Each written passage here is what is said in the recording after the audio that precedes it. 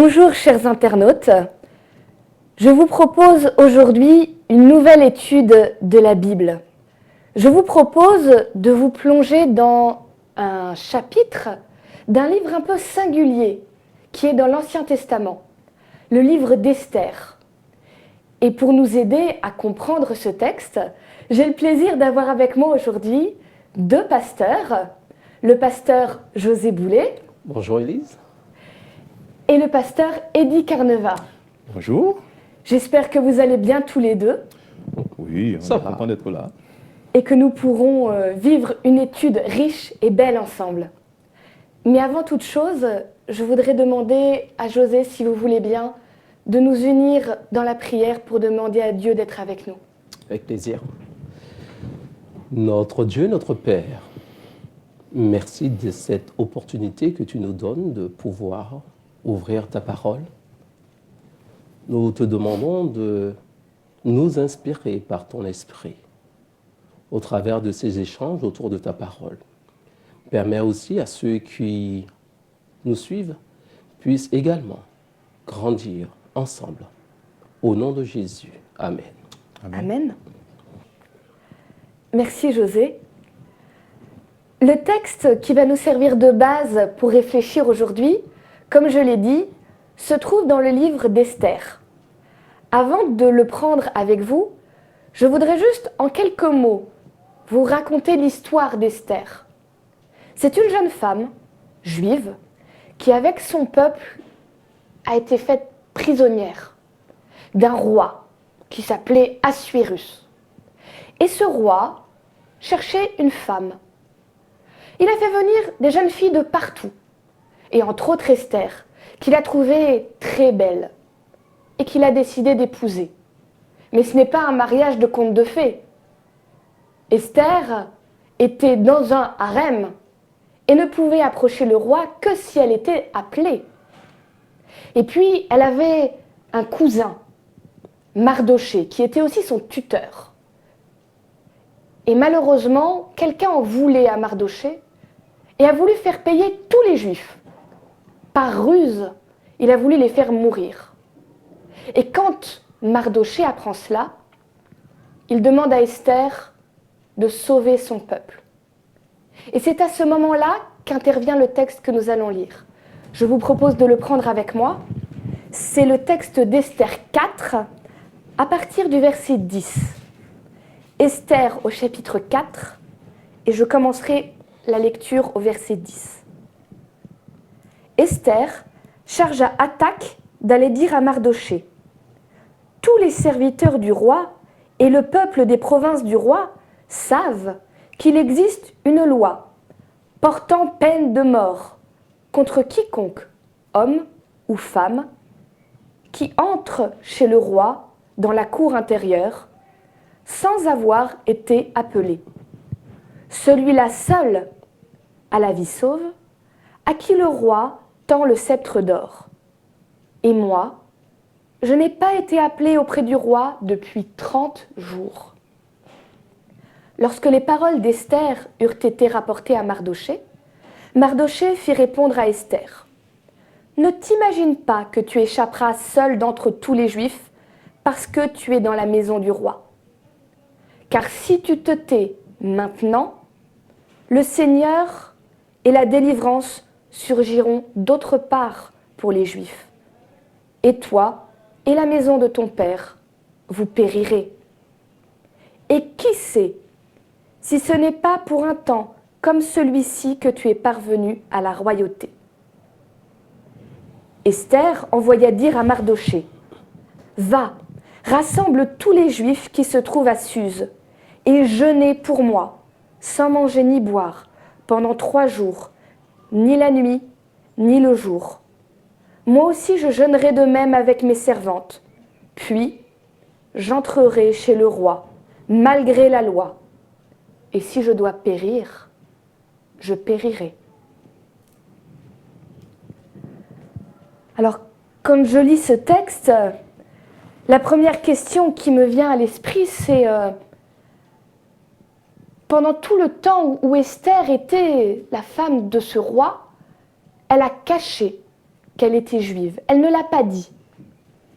Ça m'interpelle, ça me paraît bizarre. Pasteur Eddy, comment vous comprenez? Est-ce que c'est une honte? Est-ce que c'est quelque chose qu'on doit cacher d'être un croyant? Manifestement, dans la circonstance dans laquelle vivait Esther, il semble que cela eût été une recommandation.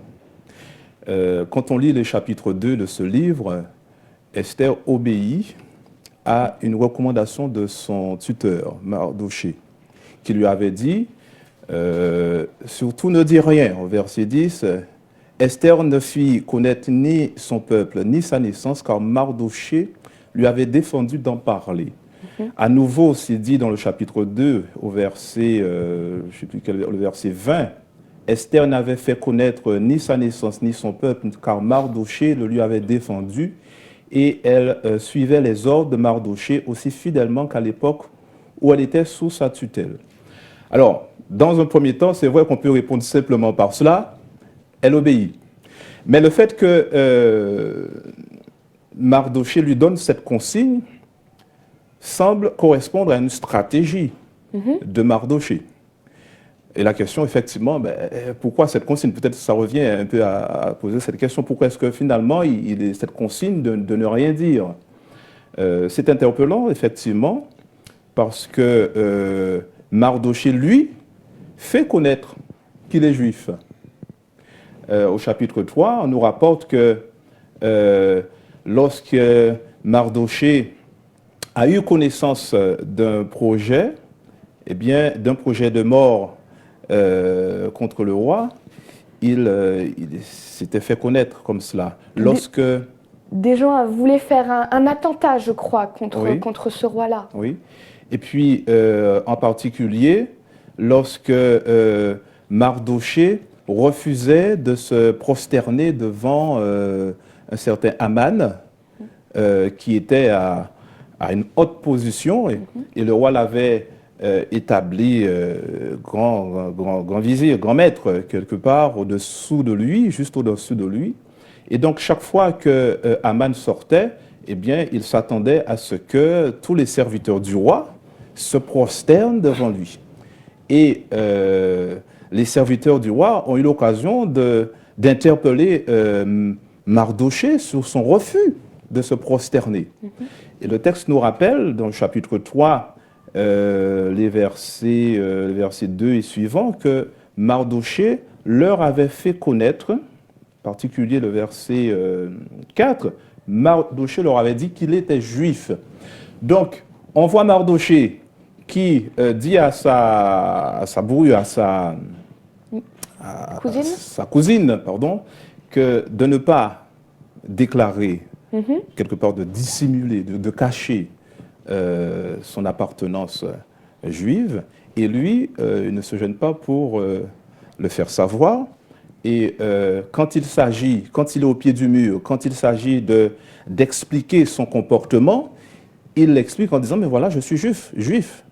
Manifestement, c'était quelqu'un qui obéissait à la loi, et laquelle loi précisait que tu ne te prosterneras que devant Dieu seul. Donc c'était un homme obéissant à Dieu, respectueux de la loi des hommes, certes, mais respectueux de la loi de Dieu. Alors oui, le fait que Esther n'a pas, ou du moins a dissimulé son origine juive, devait obéir certainement à une stratégie. Je pense qu'effectivement, Mardoché espérait que l'attitude, que la position d'Esther n'allait pas lui fermer des portes. Déclarer tout de suite son origine juive pouvait lui fermer des portes. Si je peux aussi rajouter quelque chose, il faut voir le contexte. Ils sont déportés en minorité. Et lorsqu'on lit l'histoire dans son entièreté, avec le recul, on se rend compte que même si le nom de Dieu n'est pas mentionné dans ce texte, Dieu est dans les coulisses. Il agit. Alors, peut-être qu'on se dit, Elle aurait dû dire qu'elle était juive. Mais derrière tout cela, je pense que c'est Dieu qui agit. Parce qu'il connaît déjà la fin avant même le début. Il connaît ce qui va suivre. Donc, ce n'était pas encore le moment. Parfois, on a l'impression que c'est nous qui dirigeons les choses, c'est nous qui décidons d'agir de telle manière ou de telle manière. Bien des fois, avec le recul, on se rend compte que dès l'origine, Dieu avait motivé les choses, Dieu avait dirigé les choses. Maintenant, il est bon de savoir aussi qu'est-ce qui motivait cela, le fait de ne rien dire. Est-ce que c'est vraiment pour se cacher? Est-ce que c'était vraiment pour bénéficier des largesses du roi simplement? Et je pense que c'est en dehors de cela. Mais les raisons premières, je pense que on ne pouvait pas le deviner pour l'instant. On ne pouvait pas encore le savoir. Par contre, à un moment donné, lorsque c'est le moment, ah ben Dieu fait la chose, dit la chose, permet que la chose soit dite. Il n'est pas... Oui. Je rebondis sur ce que Eddy, vous aviez dit tout à l'heure en parlant que Mardochée espérait que l'attitude d'Esther amènerait quelque chose. Peut-être que aussi, tout en ne disant pas qui elle était, ça ne l'empêchait pas de l'être et de le vivre. Ce qui m'interpelle par rapport à aujourd'hui, est-ce qu'on peut peut-être faire un lien en disant, est-ce qu'il y a des moments où il est bon de ne pas révéler tout de suite qu'on est un croyant, ou est-ce qu'au contraire, il faut, dans la vie aujourd'hui, on peut se poser la question, peut-être aussi pour nos internautes, quelle position est-ce que vous avez là-dessus? Je crois qu'avant tout, on est croyant ou on n'est pas croyant, on est un homme avant tout. Et on vit, on est intégré dans une société.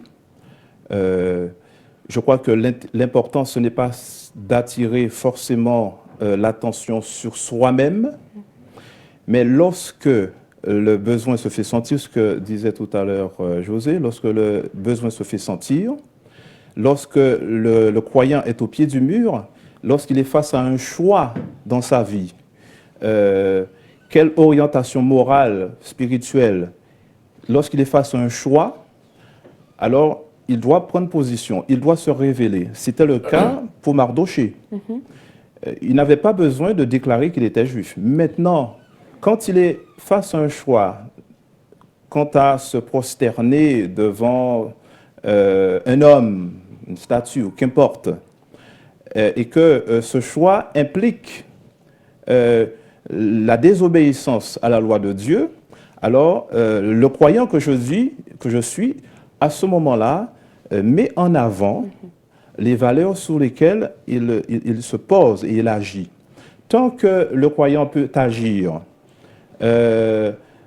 sans que sa foi ne soit bousculée, bien sûr, mais dès lors où il est devant un choix qui lui impose de se cramponner à ce qu'il estime être dans la fidélité, dans la droite lignée de sa foi, alors il se range du côté de Dieu. Et pour le cas d'Esther, est-ce qu'il y avait un intérêt forcément à dire « Attention, moi je suis juive parmi vous, donc d'emblée, moi je suis juive ». Quel était l'intérêt? A priori, il n'y en a pas. Mais si elle est face à une situation où elle doit faire un choix, je pense qu'il est utile de dire « Face à mes convictions, je ne peux pas faire ce choix-là. Je choisis plutôt un autre chemin. » Et je dirais que ce n'est même pas de la dissimulation. Parce que la situation ne le porte pas. Bon nombre de fois, il peut y avoir des chrétiens qui sont dans une entreprise et dès le départ, et sans qu'on ne leur ait rien demandé, commencent à dire « je suis adventiste, je suis telle chose ». Et on se rend compte qu'au travers de leur attitude, il vaut mieux qu'ils n'aient rien dit. Parce que le témoignage qu'ils donnent est contraire à l'éthique ou contrairement à la foi qu'ils prônent ou l'identité qu'ils se donnent. Donc, lorsqu'on dit déjà qu'on est adventiste ou bien on est chrétien sans que la situation ne le demande, on peut se poser la question, qu'est-ce qui motive déjà? Et bien des fois, la motivation n'est pas juste. La motivation est plutôt égocentrique. Je crois qu'il est important aussi de laisser des portes ouvertes vis-à-vis des autres. Parfois, se déclarer de telle manière, c'est attiser des a priori, des préjugés contre soi, très souvent inutilement. Si on veut gagner les gens à sa cause, il faut sympathiser avec eux. Il faut, je dirais, se fondre. Un petit peu comme Jésus avait dit, vous êtes la lumière du monde, mais vous êtes aussi le sel de la terre. Alors, si on veut considérer qu'on est seulement la lumière, donc regarde-moi, je suis, mais sans jamais être avec les autres, je pense qu'on va perdre beaucoup d'opportunités. Si je comprends bien, si je résume un petit peu ce que vous me dites, c'est que finalement pour Esther et pour nous aujourd'hui, ce sont ces actions finalement qui ont parlé de sa foi avant qu'elle-même en parle. Et c'est dans notre texte qu'on voit ce moment où elle passe à l'action, où elle dit « j'irai même si cela doit me coûter la vie ». Absolument. Et le fait d'ailleurs que Mardochée lui ait dit de ne pas déclarer son identité dans son appartenance juive, peut donner le sentiment, c'est une suggestion évidemment, qu'il était du naturel peut-être d'Esther de se livrer facilement. Donc, stratégiquement, peut-être pour la part de Mardochée, ne sois pas imprudente dans ta façon de faire, parce que ce n'est pas la peine de te fermer. Tu dois au contraire te présenter sous ton meilleur joug et sans que tu te mettes des barrières, sans que tu attises ni de l'animosité envers toi, en quoi que ce soit. Et le texte nous dit d'ailleurs qu'à chaque fois, Esther a trouvé grâce. Aux yeux du roi. Je crois que le croyant aussi doit tout faire pour aussi trouver grâce aux yeux des autres, autant auprès des hommes qu'auprès de Dieu. À un moment, il faut agir. Alors, on a beaucoup parlé de Mardochée et des conseils qu'il donne à Esther. Personnellement, dans ce texte-là qu'on a lu, je trouve les mots de Mardochée très durs envers Esther. Il a quand même, si je reprends le verset 13, « Ne t'imagine pas que tu échapperas seul d'entre tous les Juifs parce que tu es dans la maison du roi. Car si tu te tais maintenant, le secours et la délivrance surgiront d'autre part pour les Juifs, et toi et la maison de ton père, vous périrez. » Avec mes yeux aujourd'hui, je trouve que ça un petit peu dur comme terme. Comment comprendre qu'il ait des paroles si fortes? Qu'est-ce qui se joue là? Alors, d'après le texte, lorsque l'on explique à Esther qu'est-ce qui se passe, l'enjeu, elle évoque la culture, la loi du pays, à savoir, elle ne peut pas se rendre devant Assuérus sans une invitation. Autrement, c'est sa vie qui est en jeu. Et au travers de cette réponse, on va voir Mardochée qui va parler, qui va donner ces paroles que tu viens de dire, à savoir, ne t'imagine pas que tu vas en échapper. Il est en train de dire à Esther, ta position d'aujourd'hui a peut-être un sens. Et il faut saisir l'opportunité de cette position pour pouvoir agir, non pas agir, mais voir de manière égocentrique, mais voir plus largement. Donc, il est en train d'interpeller Esther pour lui dire, est-ce que ce n'est pas Dieu, quelque part, qui a permis ces circonstances pour que toi, tu puisses intervenir? Toutefois, parce qu'il est question de supprimer la race juive du pays, alors qu'ils savent très bien qu'ils doivent retourner à Jérusalem un jour, ils savent très bien qu'un Messie doit venir, il est en train de dire, le plan de Dieu va quand même se réaliser avec ou sans toi. Alors, peut-être que cette position que tu as aujourd'hui, cela doit être mis en œuvre pour l'ensemble de tous. Parce que tu es en mesure de faire une action avec ce roi que nul autre ne peut faire. Mais si tu ne le fais pas, Dieu reste Dieu. Il a toujours d'autres portes. Oui, c'est le moment que dit Mardochée, c'est le moment pour toi, Esther, d'intervenir. C'est le moment pour toi de montrer ton appartenance, de démontrer ton appartenance à la cause qui est la nôtre, c'est-à-dire peuple juif, de montrer ta solidarité. Alors, cette solidarité est importante parce que c'est vrai que le contexte, c'est que dans un cadre où le peuple juif est minoritaire, tu l'as dit, il y a eu un décret qui invitait au préalable les Juifs à quitter le régime médo-persan. Donc les conditions étaient propices à un retour, comme tu l'as dit, à Jérusalem. Il y avait des hésitants. Probablement qu'il faisait partie de ces hésitants. Peut-être que jusqu'à maintenant, les choses se passaient bien. Le moment est arrivé. Le moment est arrivé parce que finalement, le danger nous guette. Et on finira par découvrir que finalement tu es juive. Jusqu'à maintenant, tu ne l'as pas dit. Mais il y en aurait qui me connaissent et qui savent les liens qui t'unissent à moi. Et donc, Esther, tu as intérêt maintenant à faire quelque chose. Vu la position que tu occupes, la haute position que tu occupes, donc tu peux interagir plus facilement auprès du roi. Ouais. Donc c'est vrai que c'est des propos un peu durs. Ne t'imagine pas que... attends, ne crois pas que tu es à l'écart un petit peu de notre situation. Tu as beau vivre dans le palais et nous au bord du chemin, attends, tu es quand même juive. Donc tu nous obliges, c'est vrai, à se positionner et elle va révéler effectivement, elle va exprimer, elle va révéler effectivement son appartenance et sa foi. Sa foi en Dieu. Tu l'as bien dit, le Dieu n'est pas mentionné, mais elle va susciter un réveil spirituel, elle va demander à jeûner, elle va prendre les choses en main.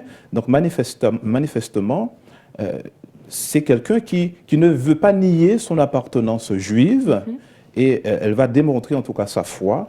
En tout cas, sa croyance en ce vrai Dieu et son appartenance à son cousin, d'accord? Elle ne renie pas cet aspect-là. Donc, quelle que soit la situation où on se trouve, en tout cas, il n'est pas question de se renier, surtout que lorsque les choses commencent à devenir dangereuses pour nous. Je ne sais pas ce que vous en pensez. Moi, je suis impressionnée dans ce texte de voir cette jeune femme qui, jusque-là, s'est contentée d'obéir. Et qui, comme vous l'avez dit, Eddy, prend les choses en main, quelque part, sans essayer d'effacer son cousin Mardoché, toujours dans le respect de Mardoché, mais c'est comme si elle prenait réellement enfin position. Elle assume qui elle est, la position qu'elle peut avoir et les risques qu'elle prend, parce qu'elle va faire preuve d'un courage immense. C'est sa vie qu'elle met en danger en se présentant devant le roi. Alors, la foi, on peut décider, quand on a la foi, de vivre ou de mourir. La foi a un prix. Si on veut exprimer sa foi, et très souvent, c'est dans l'adversité, c'est sans la crainte de pour sa propre vie. C'est au sacrifice de soi. Bien souvent, notre foi est éprouvée et le Seigneur nous pousse très souvent dans nos derniers retranchements. Jusqu'où, à quel moment, eh bien, je vais pouvoir exprimer ma foi. Je pense que Esther était disposée à exprimer sa foi bien longtemps.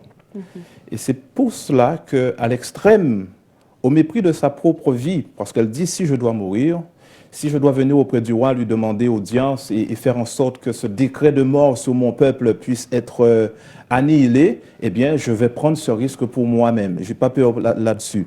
Je pense que c'est ça la foi. La foi de cette jeune fille va faire qu'elle va prendre le risque. La foi, quand elle se manifeste, elle fait fi de son moi, elle fait fi de son propre sort sur terre. Ce qui importe, c'est la cause de Dieu, c'est finalement non pas soi-même, mais c'est le peuple de Dieu qui représente à ce moment-là eh bien, la dignité, l'honneur de Dieu qui doit être sauvegardé avant tout. C'est bien au-delà de soi-même. Je pense aussi que Esther fait partie de cette minorité silencieuse qui ont la foi, qui vivent des choses, mais qui forcément, on ne voit pas au grand jour. Mardochée, dans le début de l'histoire, on voit que c'est plutôt lui qui est actif dans l'histoire. N'empêche que lorsque Esther doit agir, là il va demander, je décrète le jeûne, il va demander, priez, moi également, je vais faire la même chose, et après je vais agir. Pour moi, elle représente ces croyants qui, à un moment donné, prennent position dans des moments critiques, plus que celui qui avait déjà fait, qu'on a vu sous le devant de la scène pendant des années, mais dans les moments critiques, Dieu sait susciter, Dieu sait appeler, et on sera étonné de voir avec quelle hargne ou quelle force certaines personnes qui paraissaient parfois dans l'Église très éteintes, comment on va voir ces personnes agir. Et une deuxième remarque que je voudrais aussi faire, c'est la Bible nous dit que tous ceux qui veulent vivre pieusement en Jésus-Christ seront persécutés. À un moment donné, parfois on peut être là et puis on peut entendre parler de d'autres chrétiens qui souffrent et nous ne sommes pas confrontés à la même situation au même moment. Et on peut y paraître plus laxiste, on pourrait dire. Mais arrive un moment où on est confronté soi-même, où on ne peut plus garder le silence. Et c'est à ce moment-là aussi qu'on voit apparaître de véritables chrétiens, de véritables personnes engagées. Et je crois que dans l'histoire de l'Église, à un moment aussi, il y a je pense que c'est ce qu'on appelle cette minorité silencieuse, qui vivent des choses avec Dieu, qui ne l'ont pas peut-être forcément montré, mais qui à un moment donné prennent les rênes et on voit que leur attitude, leur action aussi fera aussi la différence. José et Eddy, je vous remercie beaucoup pour ce partage. Chers internautes, j'espère que cette leçon vous a autant interpellé que moi, que ce passage qui nous parle d'Esther nous donne du courage. Nous avons vu ensemble qu'il y a des moments où nous n'avons pas besoin forcément de porter notre appartenance peut-être comme une bannière devant nous, mais que peut-être ce sont plutôt nos actes qui doivent montrer qui nous sommes, mais qu'il y a un temps pour chaque chose. Et qu'il y a aussi un temps où il ne faut plus se cacher, où il faut oser dire. Je vous souhaite une très bonne soirée et je vous dis à bientôt. Au revoir.